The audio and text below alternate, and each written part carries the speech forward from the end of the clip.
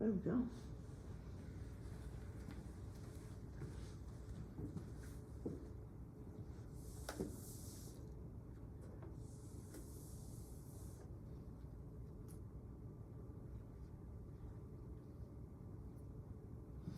Hi, welcome. I want to thank the people that are here today.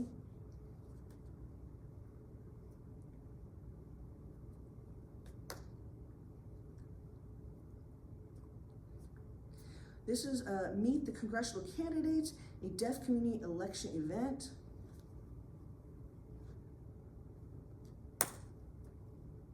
This video you can see online on the Washington State elections website.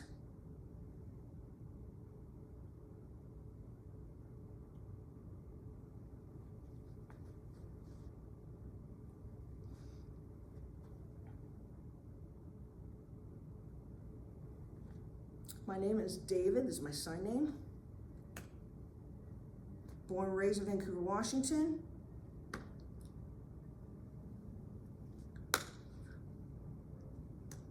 I've been 8 generations of people in my family have lived in Washington. I'm the first born here in Vancouver though.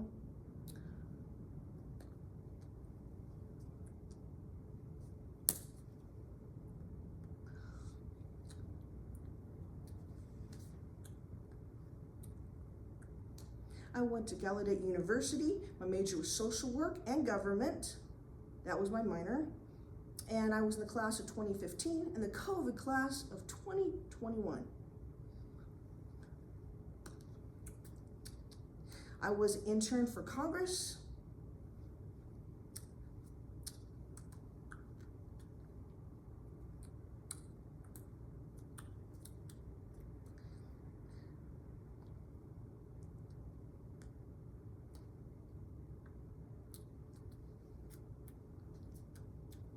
I'm a deaf representative for 3 different things. Washington State ILAC, that's the Interpreter Language Access Commission. The Clark County CAB, which is Community Access Advisory Board, which helps people with home, housing, poor, I represent with that. Clark County Elections Advisory and Accessibility Committee.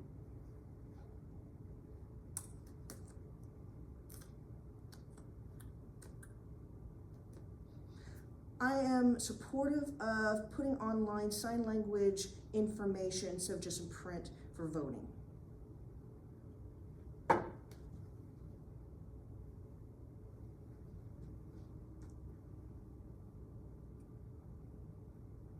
Senator Maria Cantwell. She informed me she could not be here today. She was born in Indiana.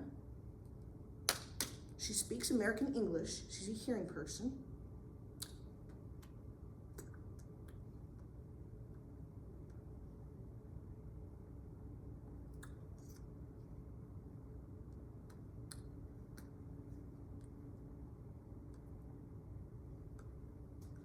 She went to Miami, University of Ohio, not Florida, Ohio, and studied public administration.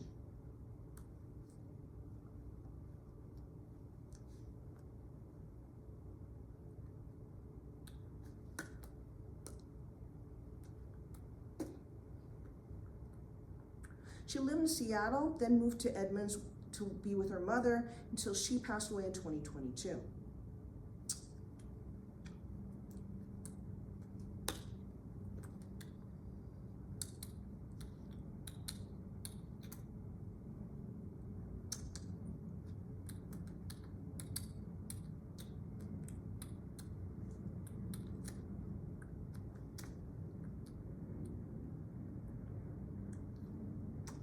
She served in Washington State's House of Representatives starting in 1987 through 1993. Then she moved on to the U.S. House of Representatives in D.C. in 1993 to 1995, and then she was elected to U.S. Senate in D.C. in the year 2000 through today.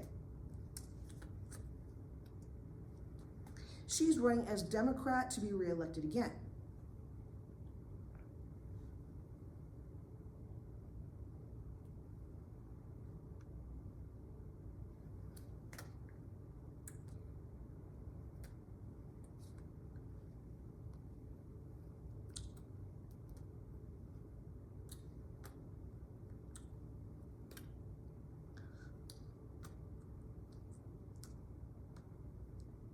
He was born in Cuba. His family became refugees, immigrants escaping communists. They moved to Spain to live there before they moved to the US seeking asylum.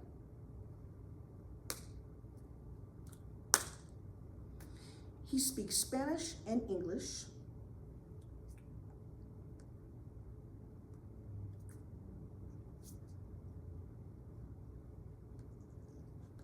Osteopathic, that's bone. It's a holistic approach to medicine.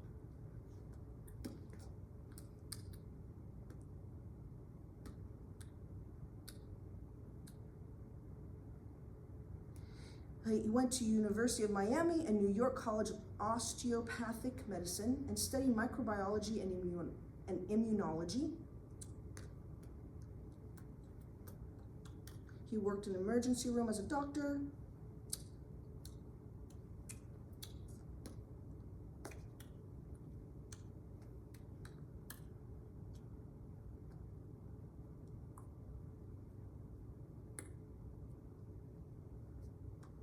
He is a dean at 2 medical schools and chief medical officer at Astoria Toppenish Hospital.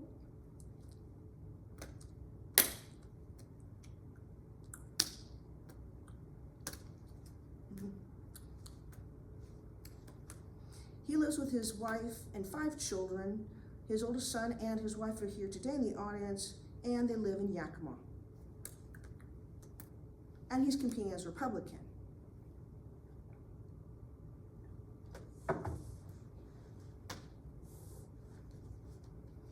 Okay, so my questions for you first to start off is, do you mind talking about, maybe I'll stand up to make sure I'm clear.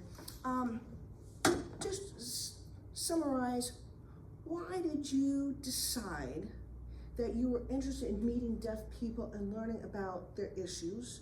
And why did you decide you wanted to compete for office for the Senate in Congress? Why? Okay. Good evening. My name is Dr. Raul Garcia, and I am running to be your next United States Senator from this great state of Washington. Culture is really important to me. As I would say, buenas tardes, mi nombre es Raul Garcia y soy el candidato para ser el nuevo senador de Washington and Washington, D.C. As you could see, I come from another culture that speaks Spanish. And it's very interesting to me, very close to my heart, to learn about cultures and the intricate things that makes a culture survive, that makes a culture triumph in life, have opportunities, as I did coming here to this country from Cuba. So for me it was a great opportunity to come here and learn about the deaf culture, and will continue to learn about this culture because I think it is important that we understand the people that we represent as a U.S. Senator, that we cohabitate with this culture and learn about the things that have been right and wrong in the past, and to make sure that they're right in the future. I worked for Senator Bob Dole, and he was the one that instilled in me this seed that with public service, you could really change the life of people. He was a great mentor of mine, and I happened to be in D.C. working for him when we passed the Americans Disability Act of 1990. It opened my mind to see that there were a lot of groups in America that did not have the same rights as others. And for me, being here in this institution, learning about the deaf culture, I want to explain that for me is about learning about a culture, not about a disability. I have a blind friend that told me that the worst disability is a bad attitude. there are no disabilities. And especially here, talking to our new friend here about the daily life of the deaf culture, I have learned a lot. I want to learn more, because for me, it's just as saying the Cuban culture or the Irish culture or everybody that came to this country to find a better place. Well, we have the deaf culture, and they have intricate things that are great to be knowledgeable of if you're going to represent you. So it's a pleasure to be here. Thank you. So we'll have a next slide now.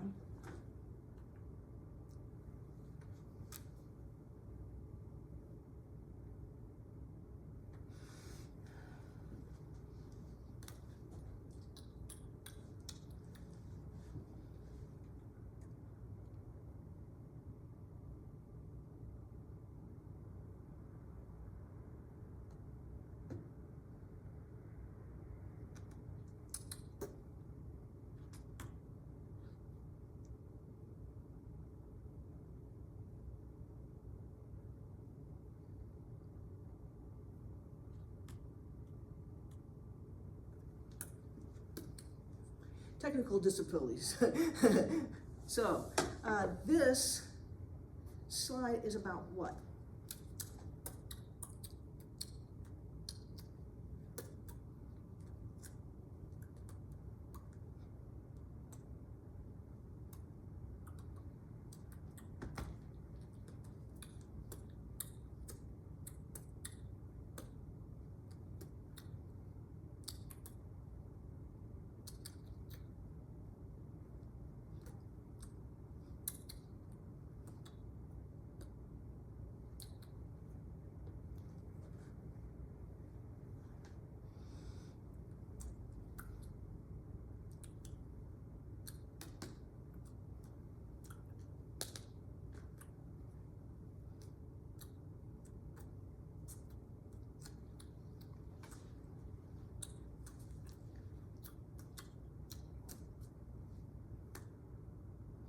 So I was saying that these pictures are not ones that I took.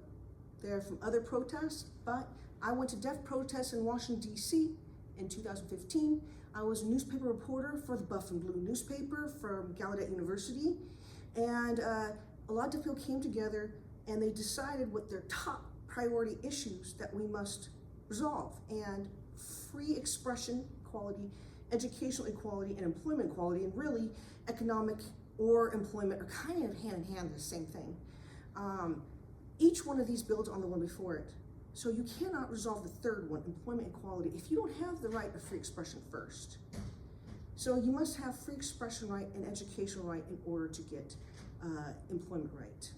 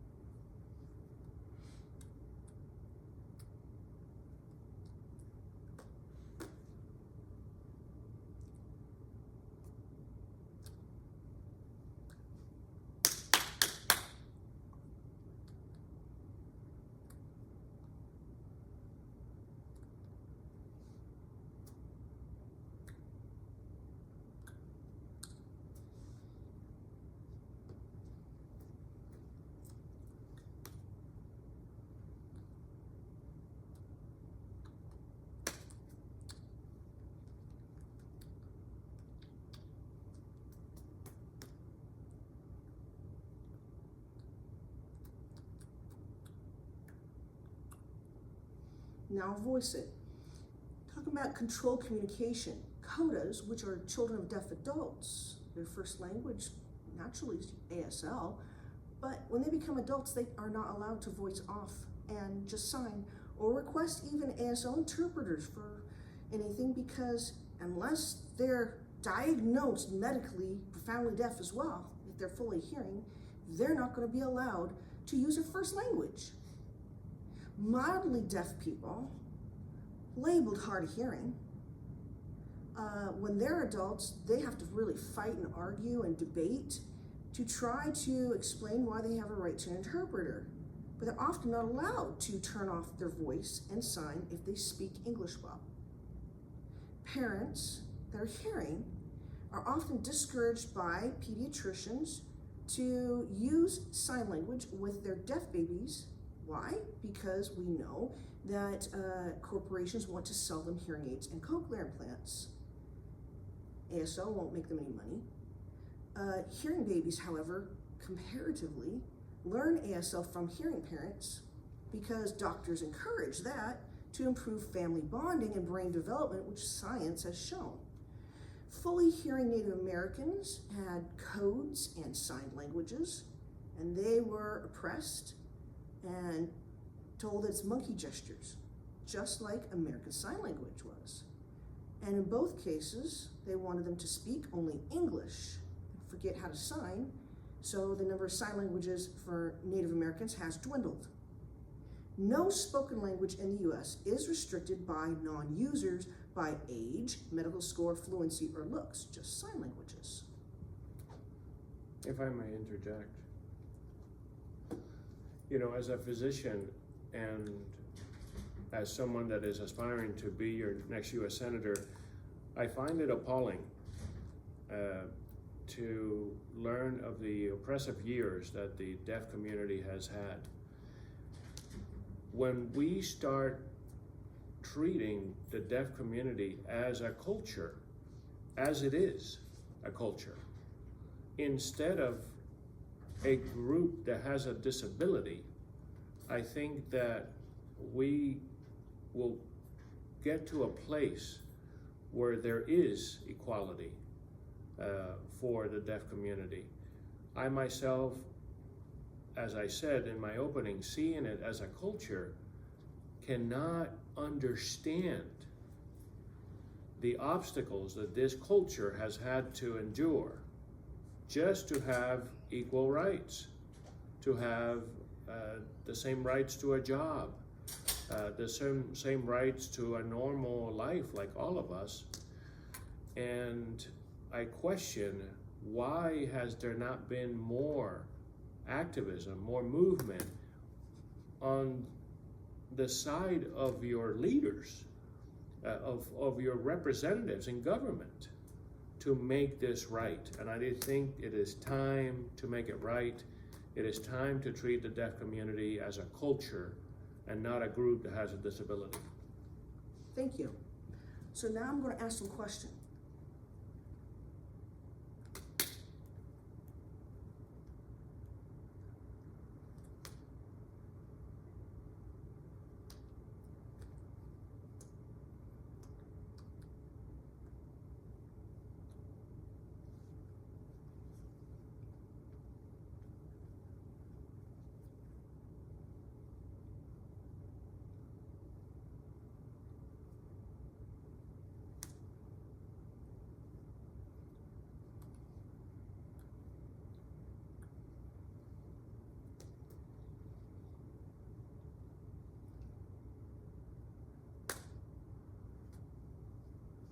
So now I'm going to ask a question in English.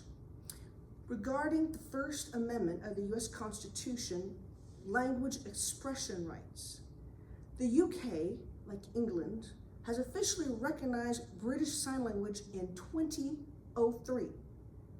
Would you propose Congress officially recognize American Sign Language as a whole and distinct language equal to that of spoken languages, and a right for anyone to choose to voice off and sign without restrictions or barriers placed upon who has the right to learn, use, or access ASL?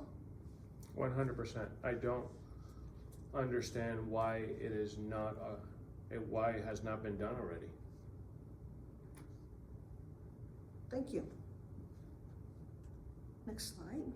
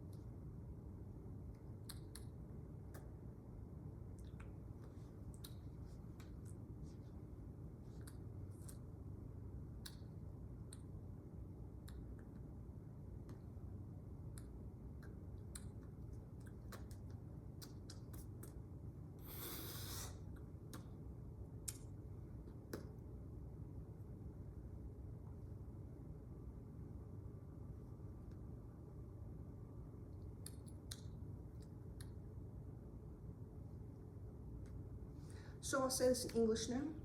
This picture you see was a long time ago in black and white. You can see a speaking person at a microphone and an interpreter. You also see early versions of captions. Prior to development of the closed captioning system for TV, public television programs commonly included a thing they call picture-in-picture. So there'd be a screen, and then at the bottom of the screen, there would be a big enough photo or image that you could see the interpreter clearly. But that changed.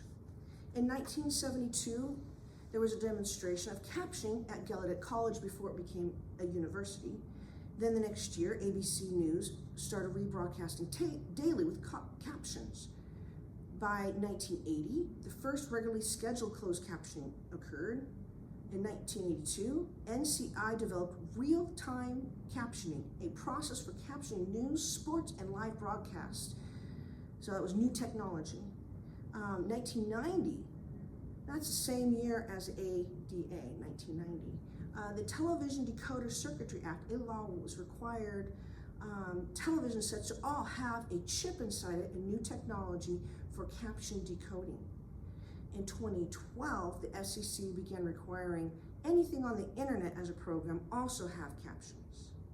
Deaf people performing in American Sign Language of the national anthem, the Pledge of Allegiance, and the halftime show at the Super Bowl were not fully shown on TV. And now, this year, the Olympics as well. In 1981, however, I think it was a deaf-owned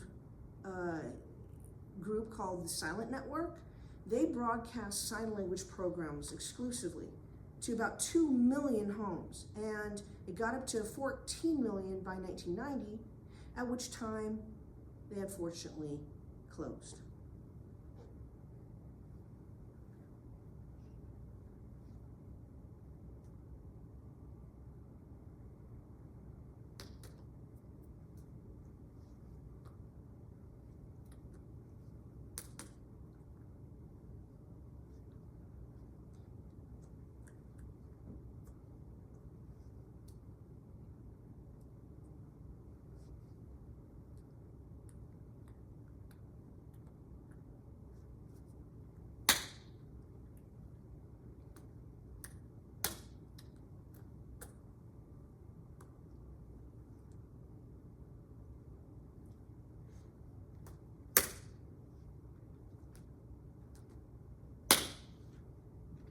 So there's two parts of question I'm going to ask here.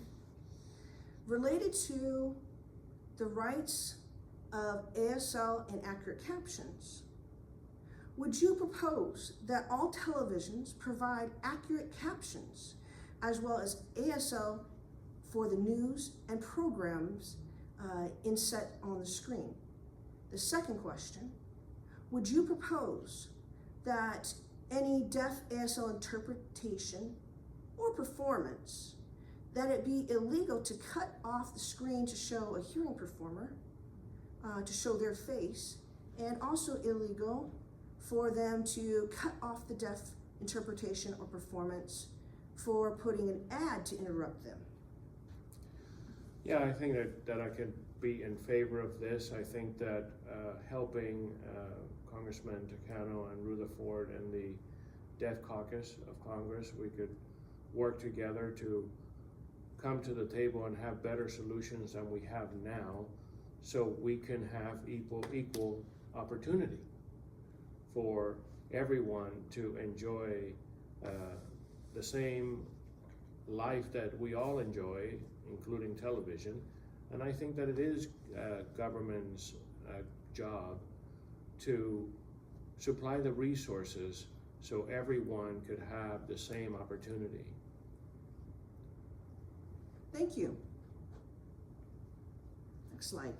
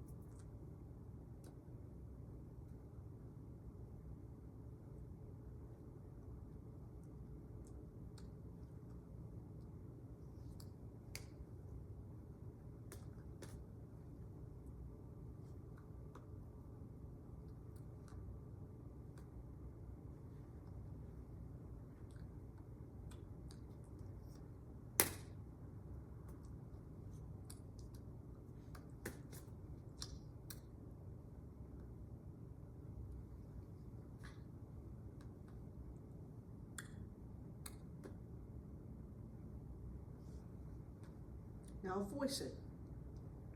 Right to procreate. Basically, I'm explaining what that means. It means that you're able to, if you choose have children, to give birth, that you have a right to decide if you want to have a baby. Washington State was one of 32 states in the US in the early 20th century with eugenics laws. Those laws basically would say if you're deaf, blind, have a disability, or even if you've been in prison, that you should not be allowed to have children. They encouraged deaf American citizens to be surgically made unable to have children by taking out their ovaries and their testes. They labeled them as unfit. Later on, recently, just a few years ago, in England, in the UK, there was a deaf couple, and they were using a thing called in vitro fertilization. So that means that the woman can't have the baby just directly, normally how they do. Instead, there's like a process where there's like a dish and they're putting eggs into it, and then they did a test, and the test showed in the DNA of one embryo that it had a gene for deafness, and they were thrilled because it was the same as them. They said, we select that baby, that's the one we want to have, because there were several eggs that they had made, and that's the one they chose. But they were told in the UK that a law had been passed saying the clinic must destroy that potentially deaf embryo. They weren't allowed to have one. They could only birth a hearing baby.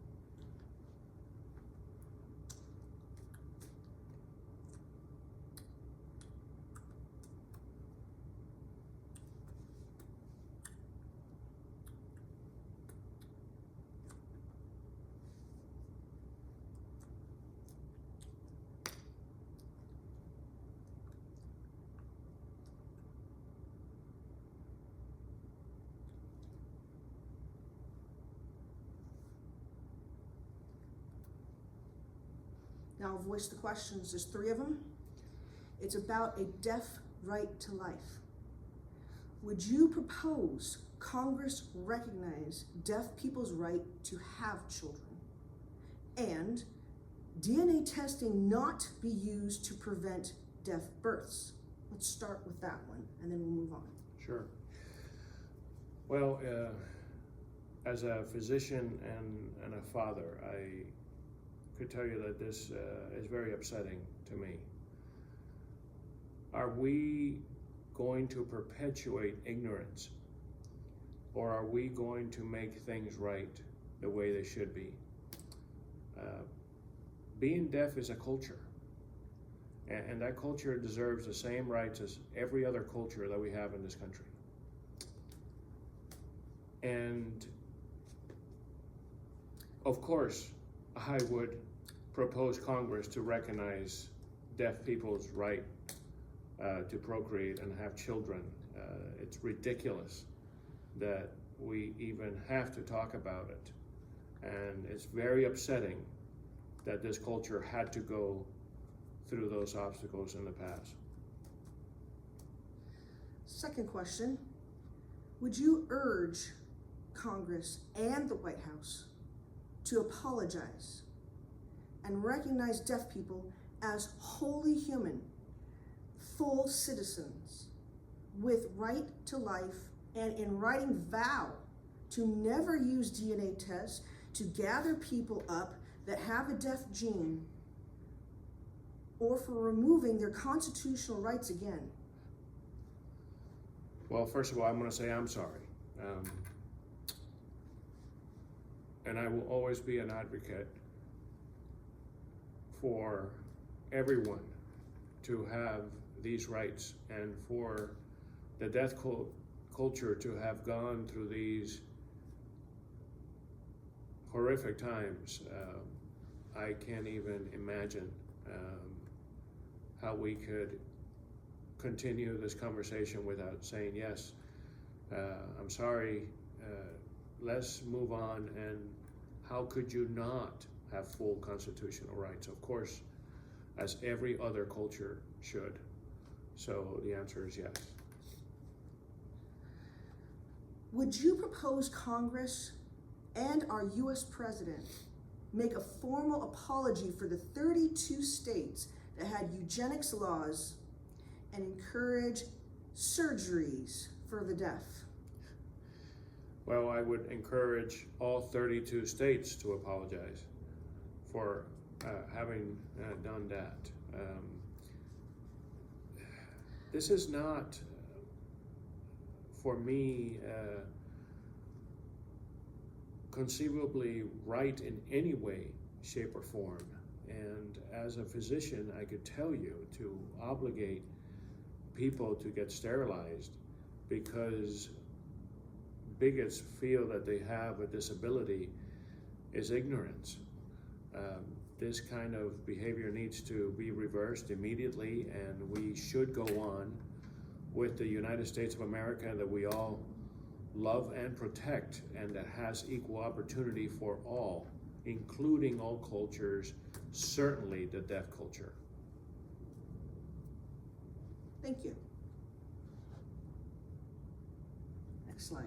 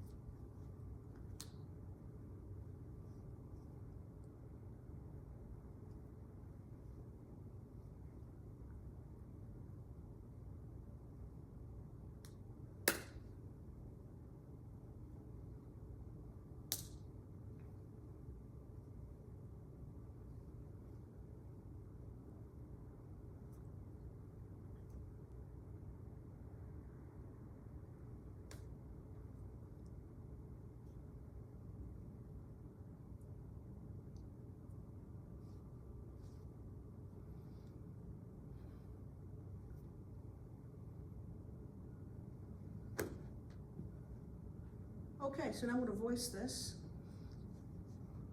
The right to bodily autonomy, and a definition I found is that it's a right for you to make your decision about your body, your life, and your future without people influencing you or forcing you to do something or abusing you or threatening you with violence. And informing people in China, the EU and Europe, and the US, those three places, they're experimenting on deaf children's DNA, removing one type of deaf gene and replacing it with hearing gene. The medical corporations and hearing parents are making permanent decisions, altering the deaf children's bodies forever and their identities. A separate thing that happened is a deaf ASL user in the US was threatened with being fired after they've been working there for a while by their boss. That hearing boss said, you have to be hearing, you have to be able to hear. Go get a cochlear implant surgery or you're fired. They didn't want one. I told their friend to tell them about their rights and to get a lawyer, but they said, nope, it's too late. I've already scheduled the surgery because I have children, they are hearing, and if I do not have this surgery, I'll lose my job, become homeless, and I don't want my children to be abused on the street.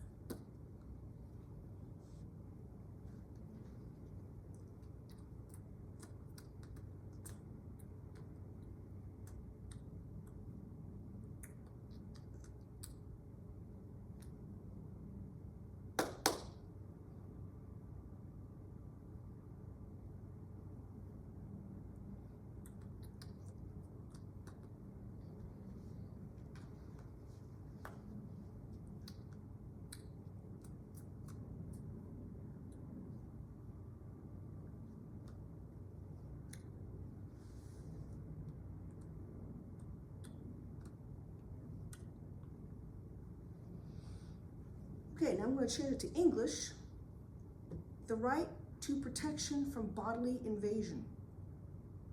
In the US Constitution, the 14th Amendment has a lot of stuff, and a part of it says it prohibits states from removing citizens' rights and due process, and maybe you could expand what due process is if you like, but the Supreme Court said that they support the right to refuse medical treatment, even if family members such as parents or spouses or their adult children want to force them to do something. They have a right to refuse medical treatment.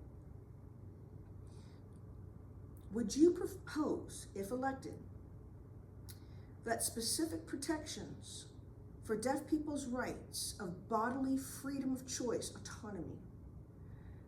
Nobody will decide for deaf, not baby deaf, not school age kids, adults, senior citizens. Nobody deaf would be told they had to have a surgery, that they had to have some kind of organ removed or a gene removed out of their DNA, or conform their bodies in any way to please the preferences of hearing parents, bosses, doctors, governments.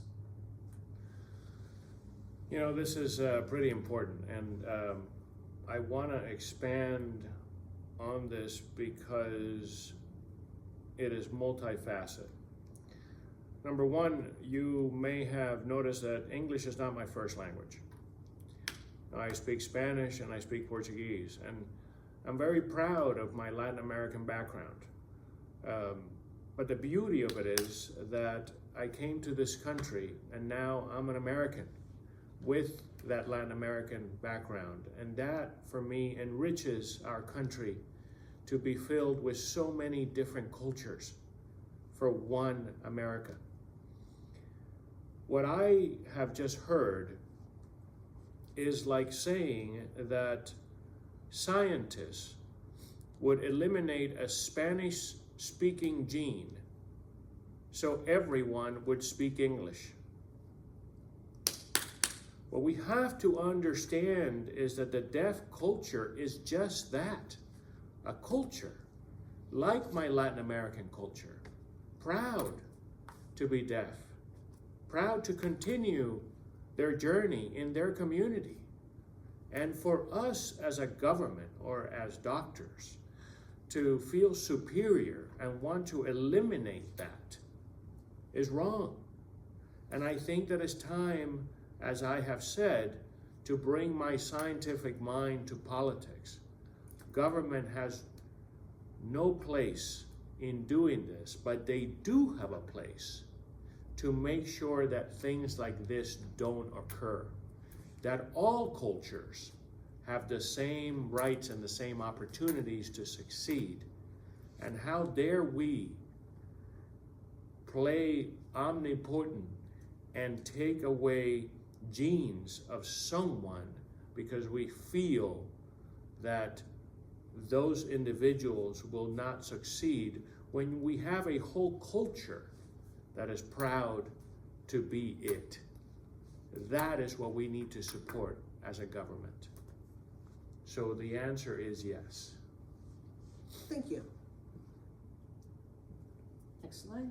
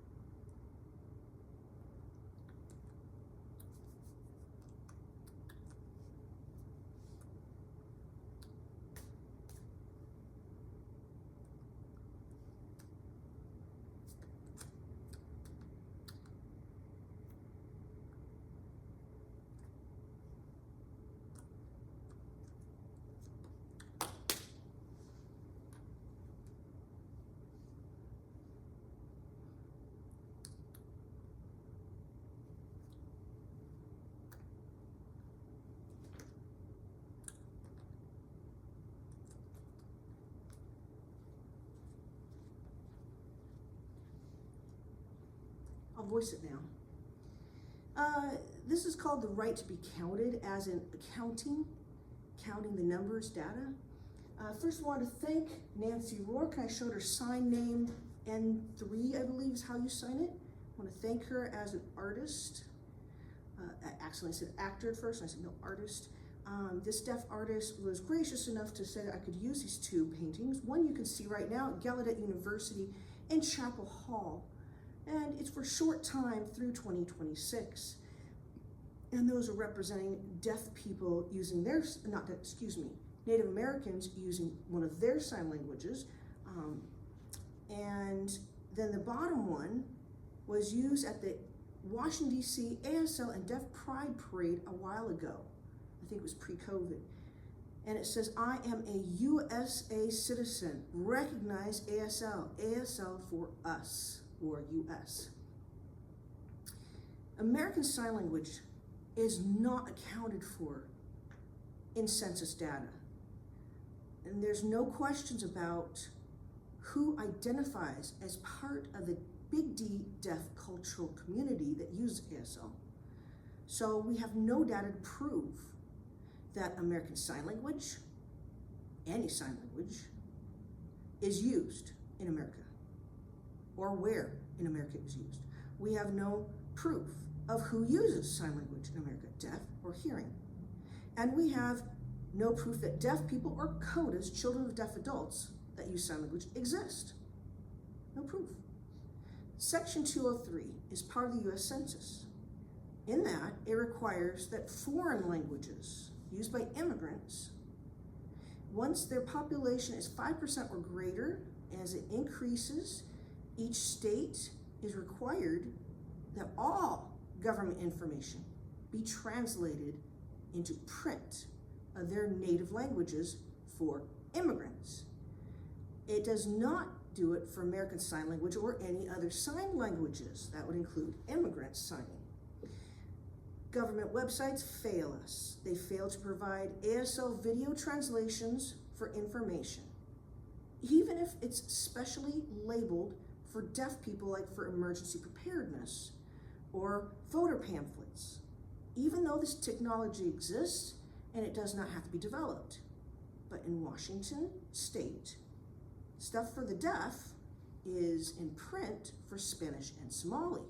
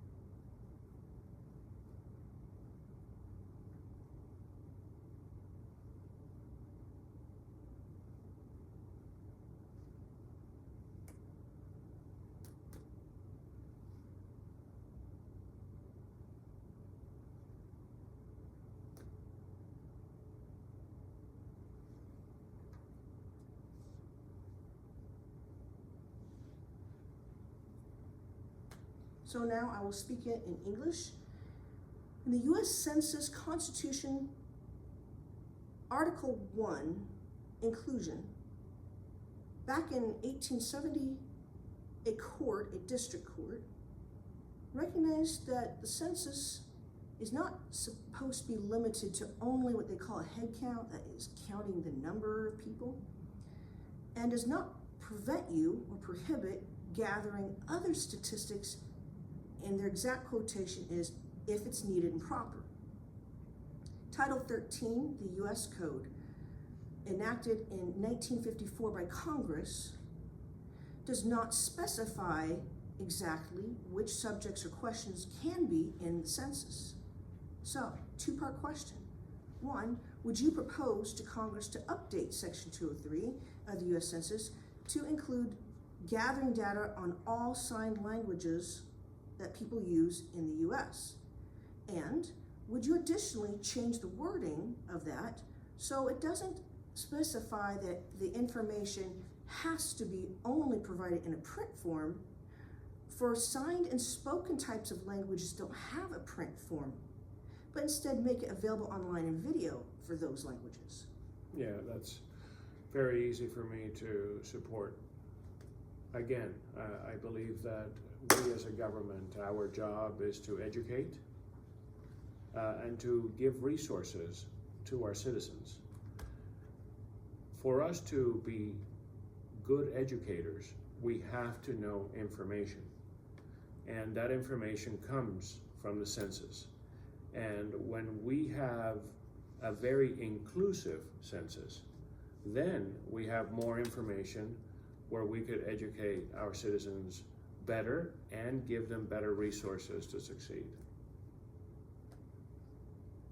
Thank you.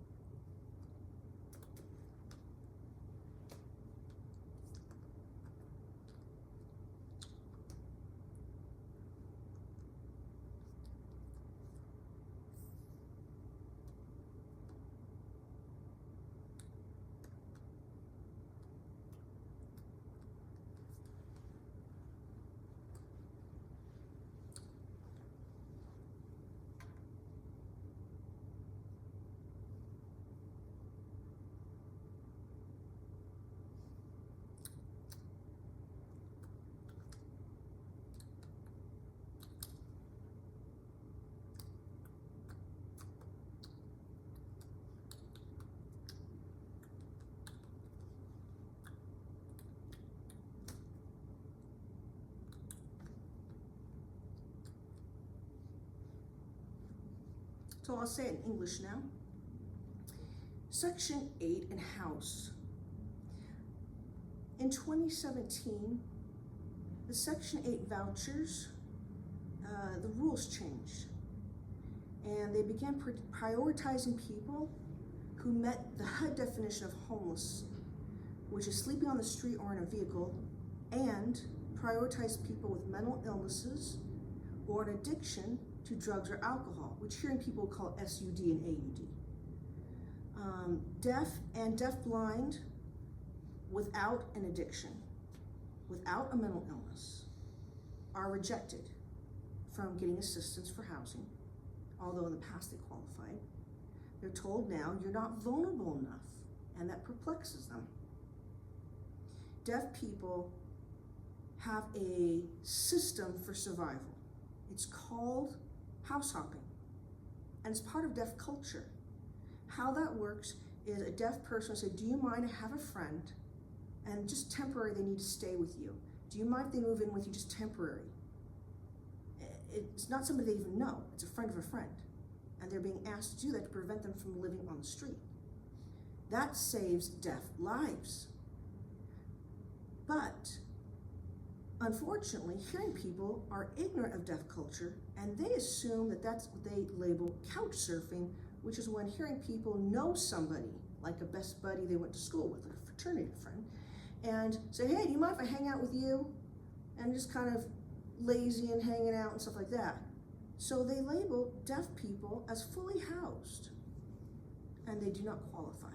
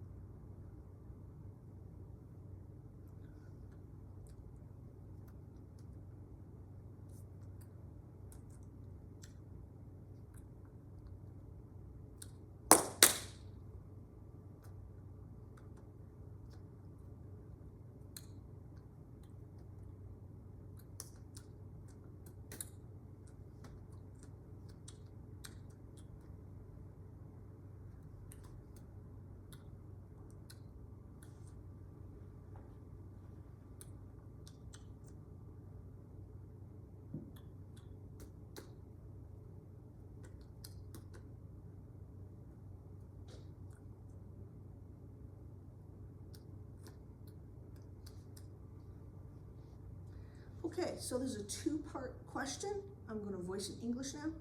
HUD and recognizing deaf culture, and HUD is housing and urban development. Urban meaning like city, community.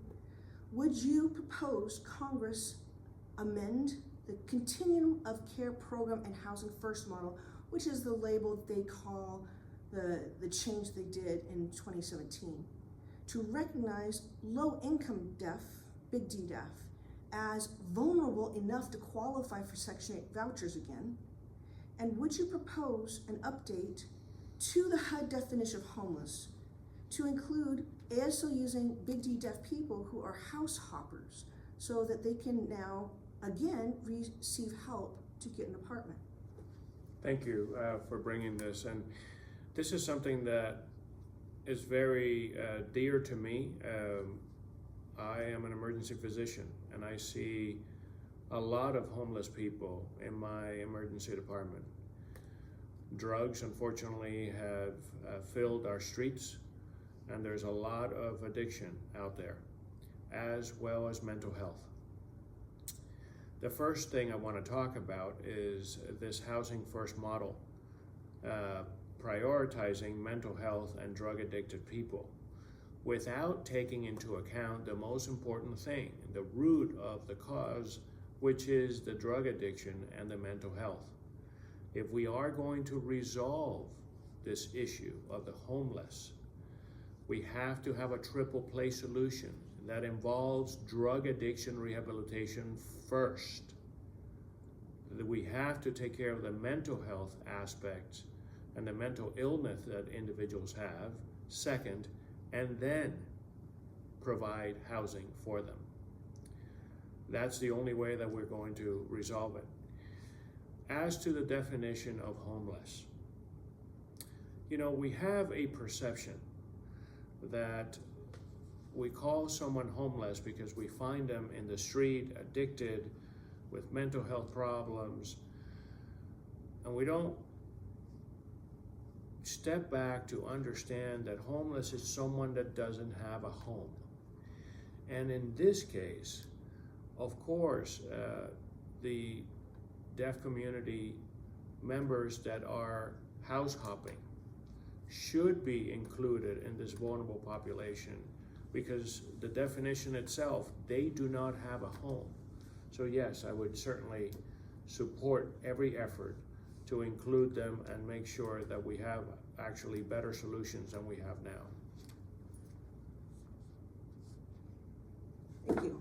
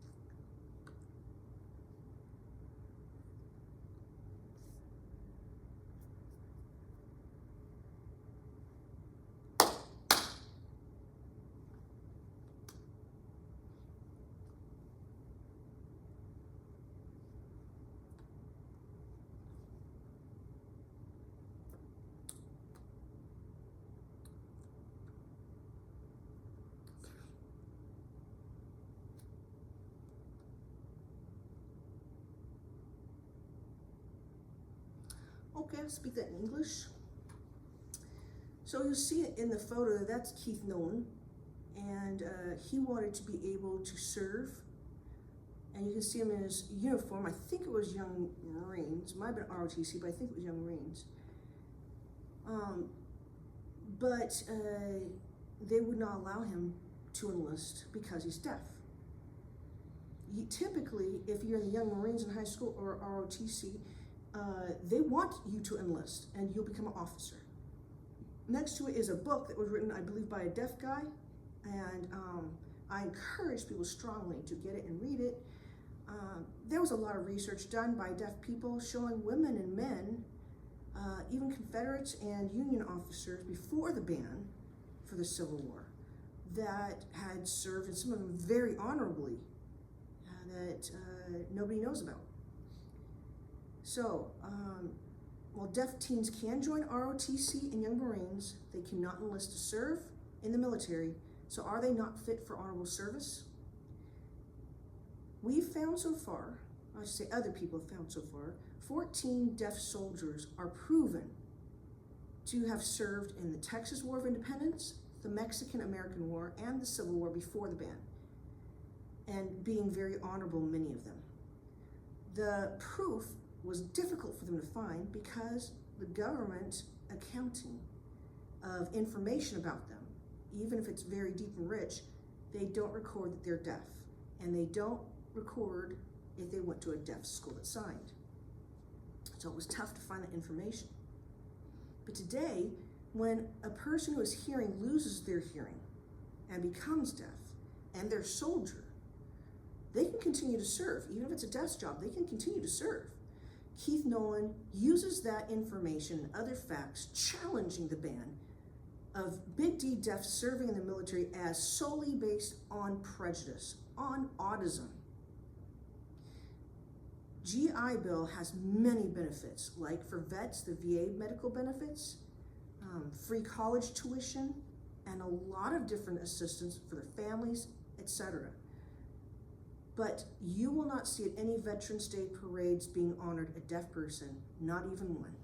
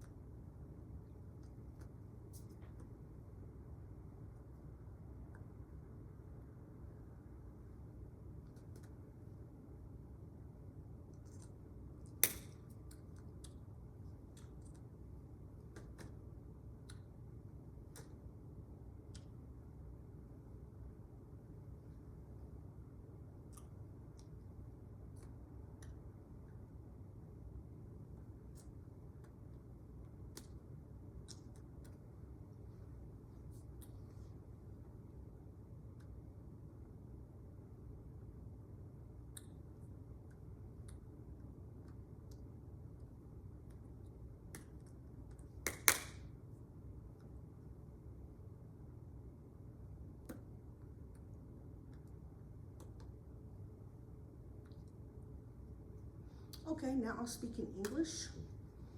Ending a bias ban as unfit.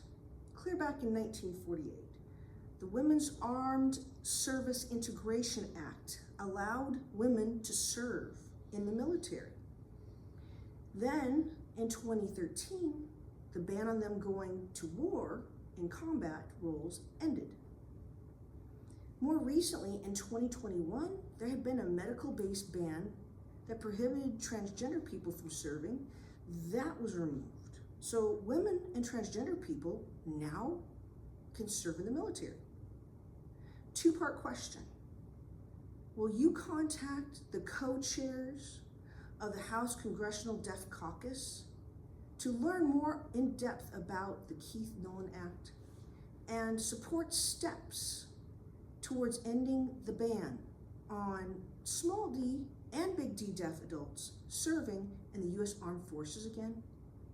And would you propose in all things that are official by government, such as forms, websites, anything like that, where they have used a derogatory slur that autism is like racism here, hearing impaired? which means unfit, and replace it with our preferred identity words of small d deaf, big D deaf, and hearing people that had some kind of hearing loss or late deafness or something like that. Would you do these two things? You know, one of the most significant and honorable things for any citizen of this country is to be able to enlist and defend this country.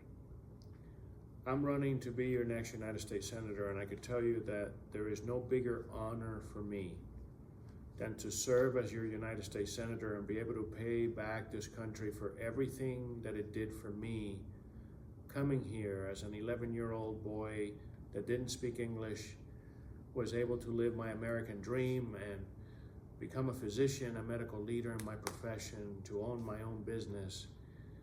Now I want to pay back. Enlisting in our armed forces is just that. Individuals that want to give back to this country for the pride that we have in the greatest country in the world. And who are we to deny that privilege from our citizens, from any culture, including our deaf culture? I will certainly be a champion of changing this. I will certainly help our colleagues in the House, in the Congressional Deaf Caucus, to get this through. It's been in Congress for a while. It has not passed. I don't understand why. And it all comes down to what I just said, allowing the citizens of this country to have pride in the greatest country in the world and to be able to serve and pay back a little bit of ourselves to this country. The second question was about a derogatory phrase that we use when we talk about the deaf culture in our country. Wouldn't it be the best thing to actually ask each culture what they want to be referred to as, instead of putting what we think would be best for them? This is very easy for me to support, and if it was up to me, that a derogatory phrase would be off all literature as soon as I become a U.S. Senator.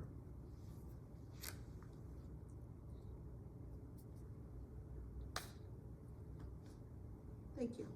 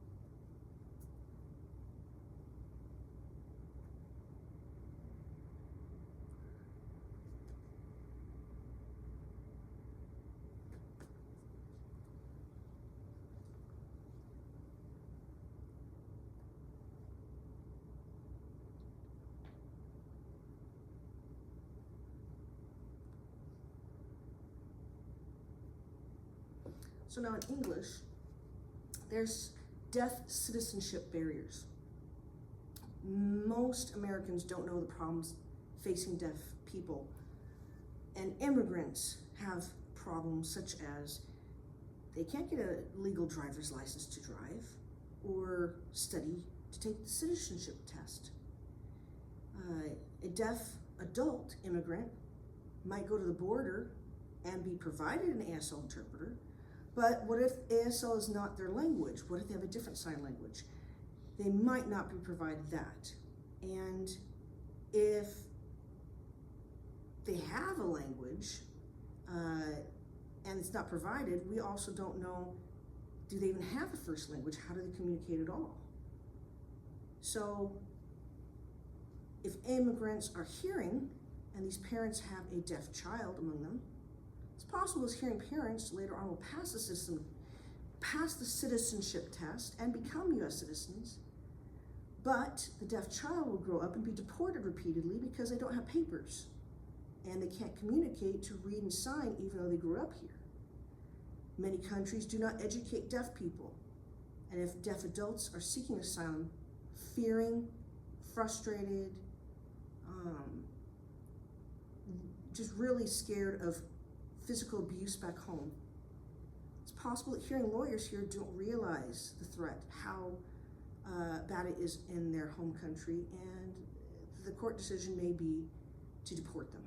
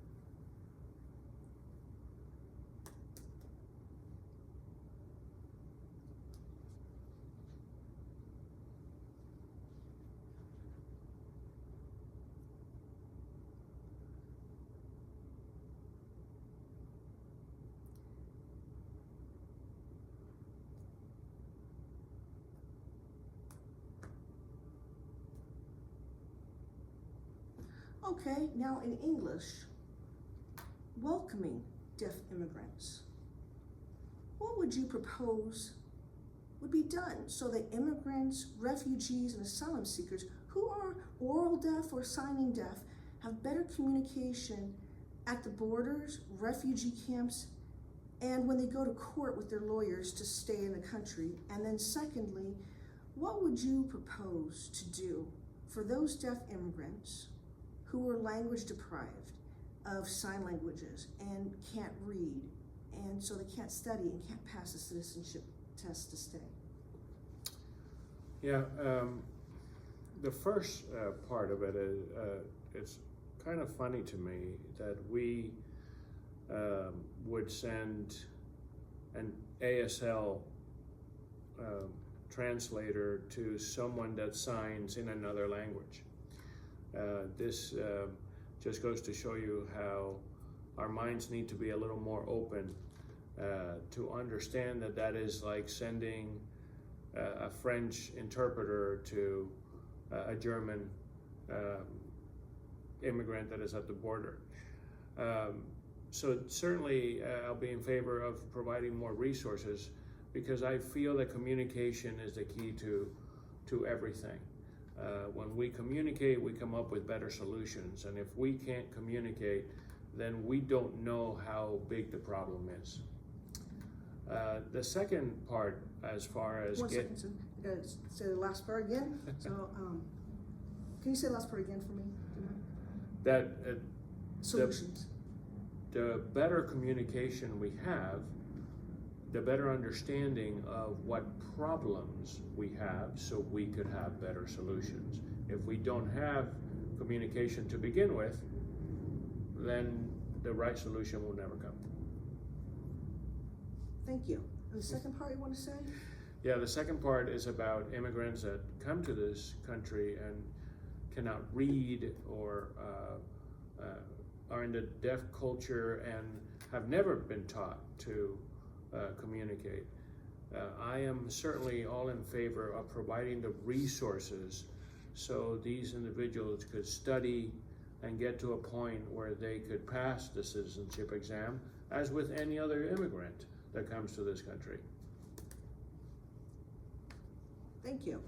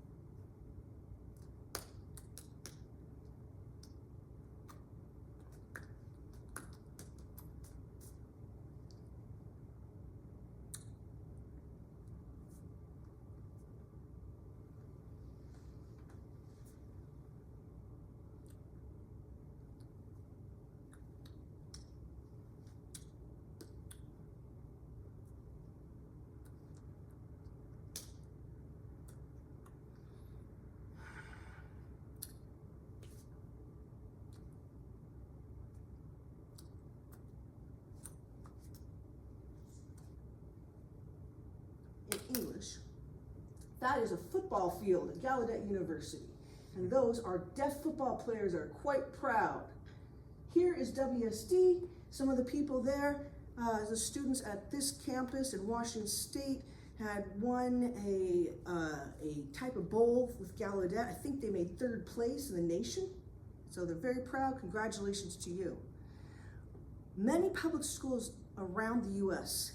get a lot of funds for having students labeled disabled to attend there. And they get more money for any students that can bring them an A or B grade. So unfortunately, sometimes they get hyper-focused on getting the funding for special education and supporting public school teachers who are in unions, and they don't think about expanding that to include deaf schools getting equal funding and actually equitable funding, what is necessary. Students at deaf schools often thrive educationally, linguistically, and socially due to full communication access and expectations that just because you're deaf doesn't make you special. You're not unique. Everyone there's deaf. It should be considered the LRE, least restrictive environment, and deaf people know what that means. State deaf schools need more support, more funding from every state, Washington State, every state. And funding for Gallaudet University needs to come from Congress. They need a lot more funding too. And what's it for? To catch deaf youth and young adults up where they have been failed. And they need to catch up in reading skills, how to handle and deal with stress management, how to become independent critical thinkers and not dependent on others thinking for them, and important life skills so they can thrive as adults.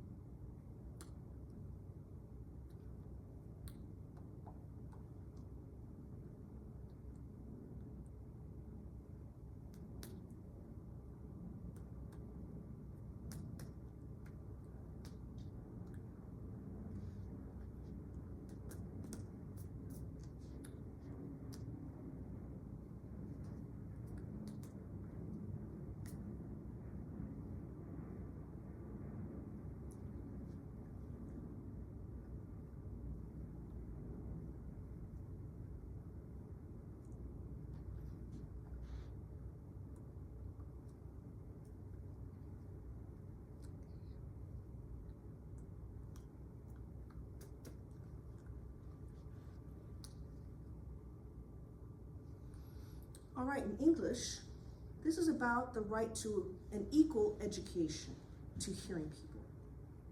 Hearing people make a mistake thinking that the LRE, the least restrictive environment, is being mainstreamed in public schools, socializing with hearing people. But in actuality, there's proof that shows it's the most restrictive. It has the most barriers. Unlike where Black schools a long time ago were not funded equally, and it was ruled to be a violation of that 14th Amendment that, like I said, had a lot of parts to it, and the Equal Protection Clause. Deaf people actually want the equal access to education and everyone on campus. It's only available at deaf schools where they all sign an ASL. So my questions to you are, will you support better funding for WSD and all ASL deaf schools and Gallaudet University? And then I'll ask you the second question. Yeah, you bring a very important point. Higher education these days itself has become prohibitive for a lot of families, not only deaf families, but a lot of families. And we need better solutions to make sure that individuals that want to attend college can. This is why I would certainly be in favor of expanding Gallaudet University to have regional campuses. And this idea would transcend not only to Gallaudet University, but to other colleges and universities as well.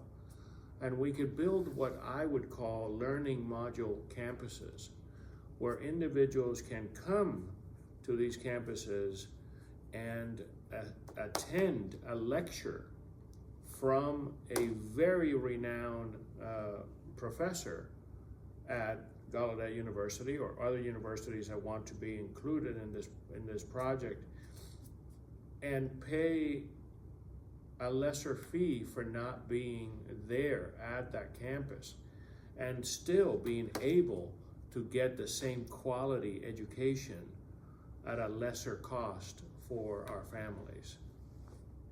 Well, you answered the other one, kind of, but also you're saying that for deaf-blind people also that'd be a good idea, solution. Yeah, absolutely. Because it would give you more access. Thank you. Yeah.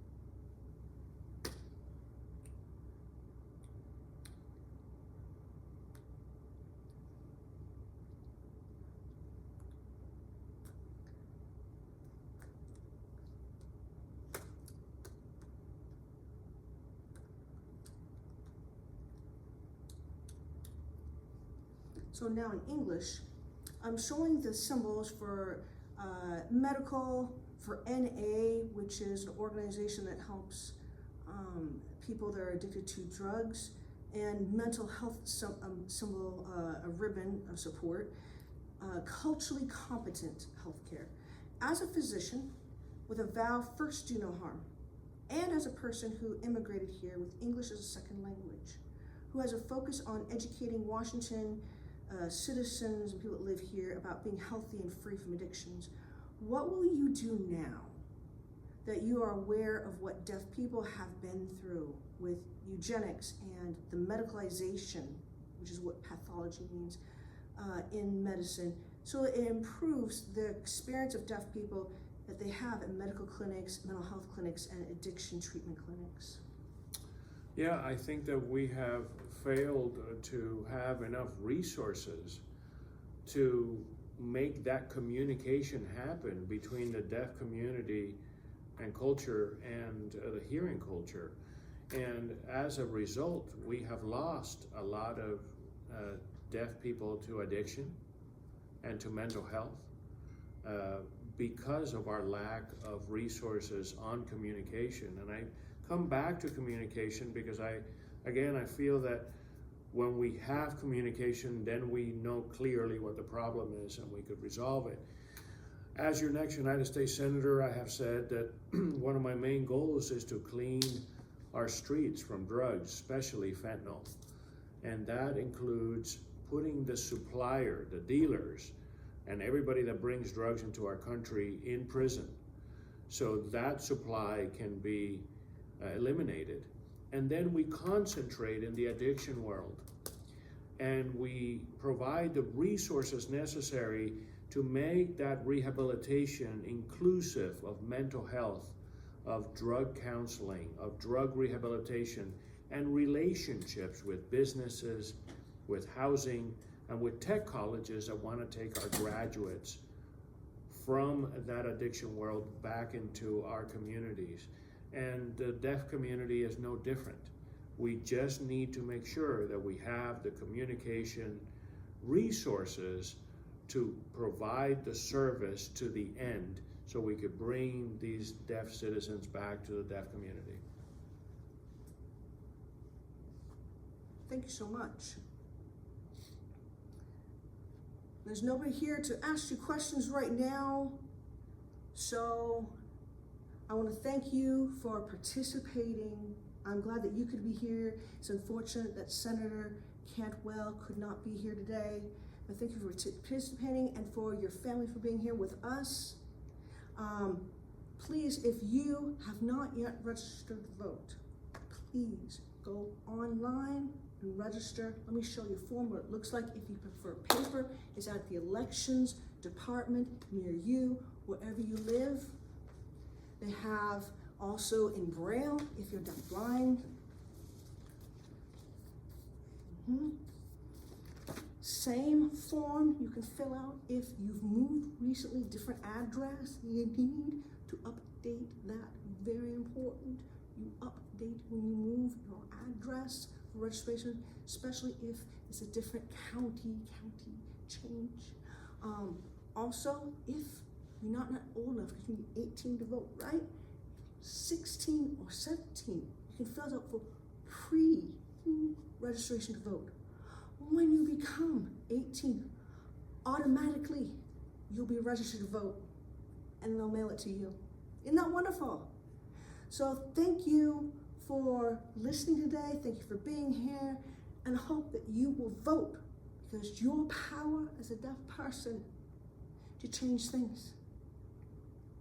And I thank Washington School for the Deaf for use of this room today.